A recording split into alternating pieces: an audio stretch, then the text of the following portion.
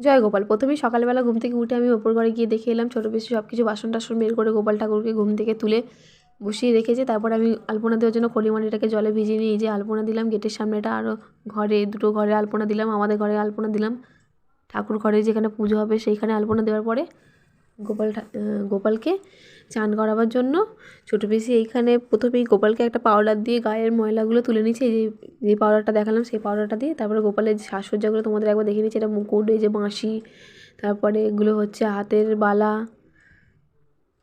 এই যে হার, এটা হচ্ছে কোমরের বিছে, এগুলো পায়ের মল। এই যে ওপর ঘরে আমি আলপনা দিয়েছিলাম, এটা হচ্ছে গোপালের নতুন বিছানা, কালকেই চাদর বালিশগুলো তৈরি হয়েছে, গোপালের দোলনা। এবার ছোটো পিসি গোপাল ঠাকুরকে চান করাচ্ছে এখানে। আমি বললাম একটু ফুল দিয়ে তো দেখতে ভালো লাগবে, তারপর ওরা ফুল দিল, ফুল দিয়ে এখানে পুজো হচ্ছে।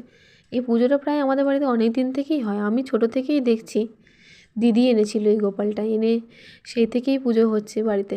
এ দেখো গোপাল ঠাকুরের চোখ মুখগুলো যেহেতু ক্ষয়ে গেছে বলে এবার আমি এখানে সাদা নেল পলিশ ছোটো পিসি আনতে দিয়েছিল আমাকে, সাদা লাল নেল পলিশ আনতে দিয়েছিলো বলে সেই দিয়ে আমি এখন গোপাল ঠাকুরের চোখটা এঁকে দিচ্ছি। দেখো তো ঠিক হয়েছে কি না, দেখে জানিও কেমন লাগছে। এবার আমি গোপালকে এক এক করে সব কিছু পরিয়ে দিচ্ছি, হার ফার, এই যে বালা পরানো হয়ে গেছে, হারটা পরিয়ে দিলাম, এবার পায়ের মলটা পরিয়ে দিচ্ছি। তোমরা দেখে জানিও কেমন লাগছে। ভিডিওটা ভালো লাগলে লাইক কমেন্ট শেয়ার করে চ্যানেলটাকে সাবস্ক্রাইব করে দাও। দেখা হবে নতুন একটা ভিডিওর সাথে, খুব তাড়াতাড়ি দেখা হচ্ছে সন্ধ্যাবেলা।